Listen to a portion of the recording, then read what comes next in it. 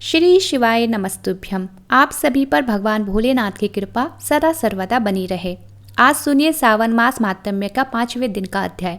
महादेव जी कहते हैं, हे देवी, कृत स्मर्श से लेकर अर्थ स्थल तक दोनों देवताओं के मध्य भाग में सूर्य क्षेत्र कहा गया है। इसी में 8 सिद्धियां निवास करती है। वह सूर्य देव के तेज का मध्य भाग है, जो सब का सब स्वर्णमय है। यह क्षेत्र भगवान सूर्य देव को सदा प्रिय है। सूर्य ग्रहण का पर्व आने पर यह कुरुक्षेत्र से भी अधिक पुण्यदायक होता है। ब्राह्मी अर्थात सरस्वती, हिरण्या तथा समुद्र, इन तीनों का संगम कोटि तीर्थों का फल देने वाला है। वहीं देव माता है, वहीं भंगीश्वर विराजमान है, वहीं नाग स्थान भी है। इस प्रकार संक्षेप से ही यहाँ अर्क स्थल का महात्म्य बताया गया है। वहाँ एक विविध आज भी प्रत्यक्ष प्रकट देखा जाता है। उसका नाम श्री मुख द्वार है। विविर कहते हैं गहरे गड्ढे को या गुफा को। प्रिय मातृकाएं उस द्वार की रक्षा करती है। जो 1 वर्ष तक नियम से वहां मातृका गणों तथा सुनंद आदि देवों की विधि पूर्वक पूजा करता है, उसे सिद्धि प्राप्त होती है। इसलिए सर्वदा प्रयत्न करके यहाँ अर्क स्थल के समीप समस्त मातृकाओं का पूजन करें। ये मातृकाएं प्रभास क्षेत्र में सुनंदा गण के नाम से विख्यात है। देवी जो निष्काम भाव से भगवान सूर्य की पूजा करता है, वह इस क्षेत्र के महात्म्य से तथा अर्क सूर्य के प्रभाव से निश्चय ही मोक्ष को प्राप्त हो जाता है। दूसरे स्थानों में 1 करोड़ ब्राह्मणों को भोजन कराने से जो फल प्राप्त होता है, वही अर्क स्थल में 1 ब्राह्मण को भोजन कराने से मिल जाता है। सूर्य ग्रहण में जो स्नान, दान, जप और होम किया जाता है, वह सब यहाँ अर्क स्थल के प्रभाव से कोटि गुना हो जाता है। जो मनुष्य माघ मास के कृष्ण पक्ष में रविवार युक्त सप्तमी को अर्क स्थल के समीप जागरण करता है, वह परम गति को प्राप्त होता है। उस क्षेत्र में निवास करने वाली सभी मनुष्यों के लिए अर्क स्थल पूजनीय है। कल्याणकामी पुरुष को चाहिए कि वह भगवान सूर्य पर जल में पैदा या मुरझाया हुआ अथवा किसी दोष से दूषित या बासी फूल कभी न चढ़ाए। पार्वती जी ने पूछा, भगवान सूर्य देव को राहु कैसे ग्रस्त लेता है, यह भी बताइए। महादेव जी कहने लगे, देवी, मैं ग्रहण का कारण बतलाता हूँ, सुनो। विशेष समय आने पर सूर्यदेव अपनी किरणों से अमृत की धारा बहाते हैं। उस समय अमृत की इच्छा रखने वाला राहु अपने विमान पर बैठकर सूर्य बिंब के नीचे आ जाता है। उसके बिंब से सूर्य का बिंब छुप जाता है। इसी को सूर्य ग्रहण कहते हैं। वास्तव में कोई भी सूर्य देव को ग्रस नहीं सकता। वह निश्चय ही ग्रसने वाले को भस्म जो कर देंगे। पूर्व काल में उस क्षेत्र के भीतर लोकपाल, महर्षि, सिद्ध, विद्याधर, यक्ष, गंधर्व तथा मुनिगण लोग सिद्धि को प्राप्त हुए हैं। कुबेर, भीष्म, ययाति, गालव तथा सांब ने भी यहाँ उत्तम सिद्धि प्राप्त की है। यह महात्म्य कथा नास्तिक, श्रद्धाहीन, क्रूर, दोषदर्शी और सट मनुष्य से कभी नहीं कहनी चाहिए। अपने पुत्र, शिष्य, धर्मिष्ठ, ज्ञानी तथा भगवान सूर्य के भक्त को ही यह प्रसंग सुनाना चाहिए। जो तेज का सनातन आश्रय, जल की गति, दिशाओं का अविनाशी दीपक, सिद्धि का खुला हुआ द्वार, जगत का सामान्य नेत्र, आकाश रूपी सरोवर का स्वर्णमय कमल, दिमाग नाव का ददीप्यमान कुंडल तथा काल गणना का एकमात्र मापक यंत्र है, वह भगवान सूर्य का बिंब आप सभी लोगों की रक्षा करे। अब श्री सूत जी कहते हैं, हे विप्रवरो, भगवान शिव के इस प्रकार कहने पर यशस्विनी देवी पार्वती ने इस प्रकार फिर पूछा, हे देव, आपके मस्तक पर जो ये चंद्रमा विराजमान है, वह किसके पुत्र हैं? कब और किस प्रकार इनकी उत्पत्ति हुई है? कृपया ये भी बताइए। महादेव जी कहने लगे, देवी, देवताओं और दानवों ने मिलकर जब क्षीर सागर का मंथन किया, तब उसमें से 14 रत्न निकले। उन्हीं रत्नों में ये महातेजस्वी चंद्रमा भी थे।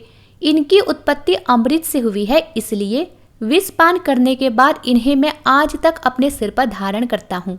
पूर्व काल में मैंने चंद्रमा को अपना शिरोभूषण बनाया है, इसलिए लोग मुझे चंद्रभूषण भी कहते हैं। देवी, मैं ही सृष्टि, पालन और संहार करता हूँ। सृष्टि काल में मैं रजोगुण से संयुक्त रहता हूँ और संहार काल में तमोगुण से युक्त हो जाता हूँ। मैं ही तीनों रूपों में स्थित हूँ, इसलिए ब्रह्मा भी मुझ महेश्वर के ही अंश है। ब्रह्मा का स्वामी मैं ही हूँ।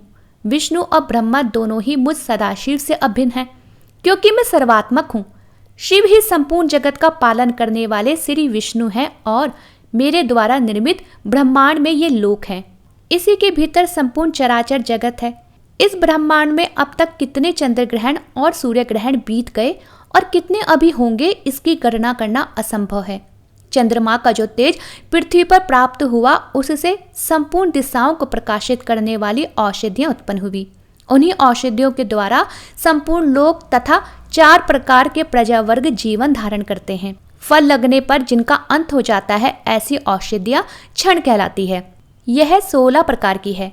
धान, जौ, गेहूं, अणु, तिल, मोठ, कंगनी, कोदो, चीना, उड़द, मूंग, मसूर, कुल्थी, अरहर और चना, ये 16 प्रकार के क्षण हैं। ये ग्रामीण औषधियों की जाति बताई गई है। ग्राम और वन में उत्पन्न होने वाली 14 प्रकार की औषधियां यज्ञ के काम आती है। उनके नाम इस प्रकार है: धान, जौ, गेहूं, अणु, तिल, कंगनी, कुल्थी, सांवा, तिल्ली, बनतिल, गवेधु, उड़द, मकई और बांस धान, तृणगुमलथा, विरुद्ध तथा गुच्छ आदि करोड़ों प्रकार के औषधि और तृणों के स्वामी चंद्रमा हैं। वे ही संपूर्ण जगत को धारण करते हैं। भगवान सोम जगत का हित करने की इच्छा से सबको धारण करते हैं। इसलिए ब्रह्मा जी ने उन्हें बीज, औषधि, ब्रह्मांड और मंत्रों का राज्य प्रदान किया है। राजा के पद पर अभिषिक्त होकर महातेजस्वी सोम ने अपने प्रकाश से ही तीनों लोकों को पुष्ट भी किया है। महादेव जी कहते हैं, देवी, प्राचीन काल में ब्रह्मा जी से दक्ष नामक पुत्र हुआ। ब्रह्मा जी ने दक्ष को सृष्टि करने की आज्ञा दी। तब दक्ष ने अपनी पत्नी वीरणी के गर्भ से 60 कन्याएं उत्पन्न की। उनमें से 10 को तो उन्होंने धर्म के साथ ब्याह दिया, 13 पुत्रियां कश्यप जी को दे दी, 27 कन्याओं का विवाह चंद्रमा जी के साथ कर दिया, 4 कन्याएं अरष्टि नेमी को, 2 भृगु पुत्र को, 2 बुद्धिमान कृशासु को और 2 अंगिरा मुनि को ब्याह दी। देवी पार्वती ने पूछा, हे जगदीश्वर, प्रभास क्षेत्र में किस समय सोमलिंग की स्थापना हुई? रोहिणी वल्लभ चंद्रमा ने कृतार्थ होकर किस प्रकार उसकी आराधना की? कृपया ये भी विस्तार पूर्वक बताइए।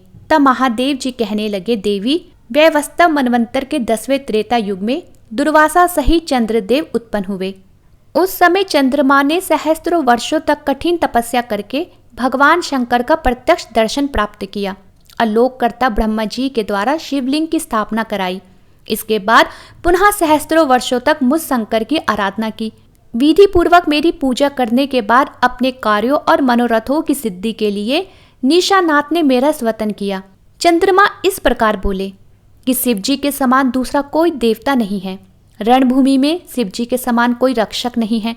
संसार में शिवजी के समान शरणागत वत्सल नहीं है और शिवजी के समान दूसरी कोई गति नहीं है। सांख्यवादी जिन्हें प्रधान और पुरुष कहते हैं, योगी जिनका परम प्रधान और परम पुरुष रूप से चिंतन करते हैं, उन ज्ञेय स्वरूप सदाशिव को नमस्कार है। विद्वान पुरुष जिन्हें देवता, असुर और मनुष्यों की सृष्टि तथा संहार का कारण मानते हैं, उन सर्वात्मा को नमस्कार है। जो अविनाशी, अनादि, अनंत, नित्य, सनातन, ध्रुव, कालातीत और परब्रह्म स्वरूप है, उन योगात्मा शिव को नमस्कार है। जो आदि देव महेश्वर पवित्र वस्तुओं में सबसे अधिक पवित्र है तथा दर्शन मात्र से ही पवित्र कर देते हैं, उन तीर्थात्मा शिव को नमस्कार है। जिनसे सबकी उत्पत्ति होती है, जिनमें सबका लय होता है और जो संपूर्ण जगत का पालन करते हैं, उन सर्वात्मा को नमस्कार है। हे देवी पार्वती, इस प्रकार जब चंद्रमा ने दिन रात मेरी स्तुति की, तब मैंने प्रसन्न होकर कहा, वत्स, मैं तुम्हारे इस स्तोत्र से पूर्णतः संतुष्ट हूँ। अब तुम अपनी इच्छा के अनुसार वर मांगो। तब चंद्रमा ने कहा, प्रभो, आप इस शिवलिंग में सदैव निवास कीजिए। जो लोग अत्यंत भक्तिपूर्वक यहाँ आपका दर्शन करें, उन्हें आपकी कृपा से उत्तम सिद्धि की प्राप्ति हो। तभी पार्वती, मैंने कहा, चंद्रदेव, इस लिंग में मेरा निवास तो पहले से ही है। अब निरंतर तुम्हारी भक्ति के कारण मैं इसमें विशेष रूप से उमा सहित निवास करूंगा। इस क्षेत्र में मेरे प्रसाद से तुमने अपनी प्रभा प्राप्त की है, इस कारण इसका नाम प्रभास होगा।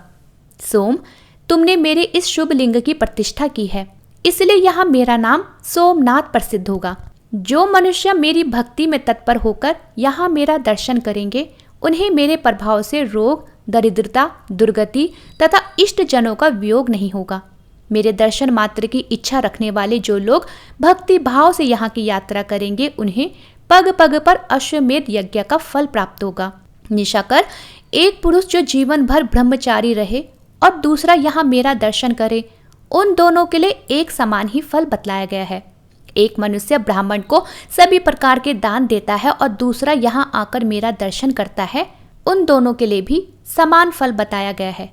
सोमवार को चंद्र ग्रहण प्राप्त होने पर जो भक्ति पूर्वक मेरा दर्शन करता है उसे पूर्वोक्त सभी पुण्य कर्म फलों का पुण्य प्राप्त हो जाता है। सरस्वती, समुद्र, सोमवार, सोम ग्रहण और सोमनाथ जी का दर्शन, इन 5 सकारों का योग अत्यंत दुर्लभ है। 4 मास तक विधि पूर्वक शिव जी की पूजा करने से जो पुण्य प्राप्त होता है वही कार्तिक की पूर्णिमा में पूजन करने से एक ही दिन में प्राप्त हो जाता है। वही पुण्य चैत्र की पूर्णिमा को 2 गुना बताया गया है।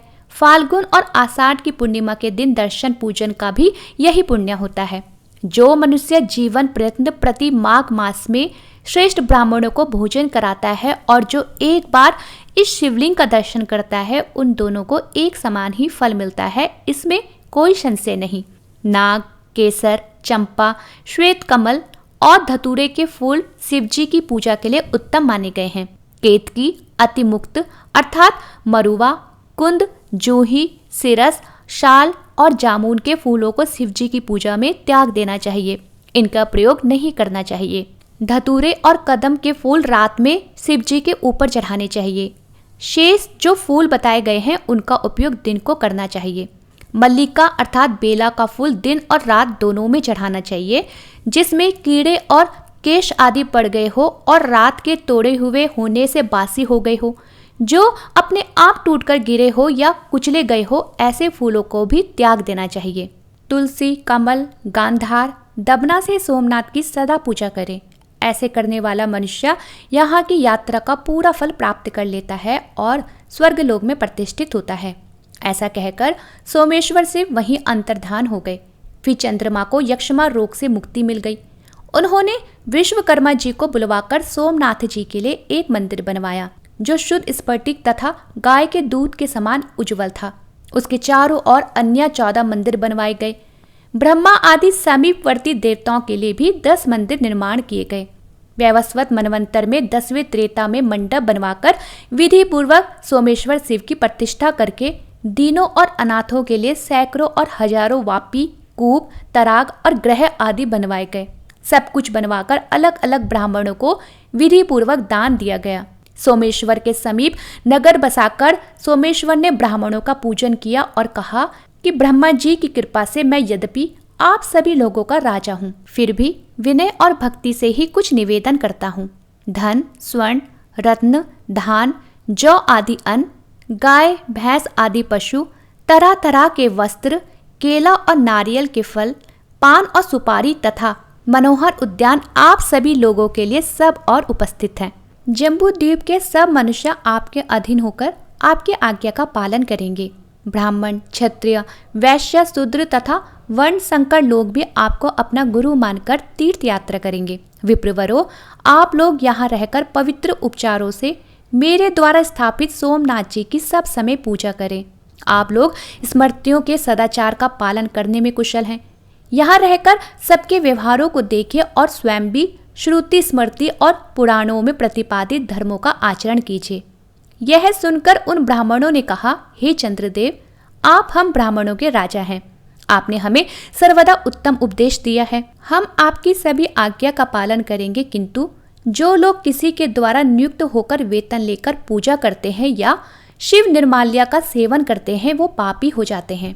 इसलिए ऐसा करने पर हम भी पापी हो सकते हैं। यह पापित्य श्रुतियों और स्मृतियों द्वारा निंदित है। श्रुति और स्मृति दोनों ही शिव जी की आज्ञाएं हैं। इसलिए ऐसा कौन मूर्ख होगा जो प्राणों के कंठ तक आ जाने पर भी शिव जी की आज्ञाओं का उल्लंघन करेगा।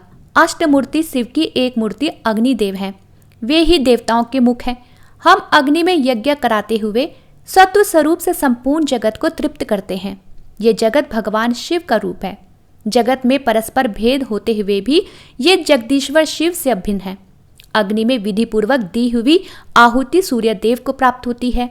सूर्यदेव से वर्षा होती है, वर्षा से अन्न होता है और अन्न से प्रजा अपना जीवन धारण करती है। हम तो सदा श्रुति स्मृति पुराणों के अभ्यास में संलग्न रहने वाले हैं, उसके अर्थ का विचार करने में ही तत्पर रहते हैं और उसमें बताए हुए सभी सत्कर्मों का पालन करते हैं। इसलिए हमें शिवलिंग पूजन के लिए बहुत कम अवसर मिल सकता है।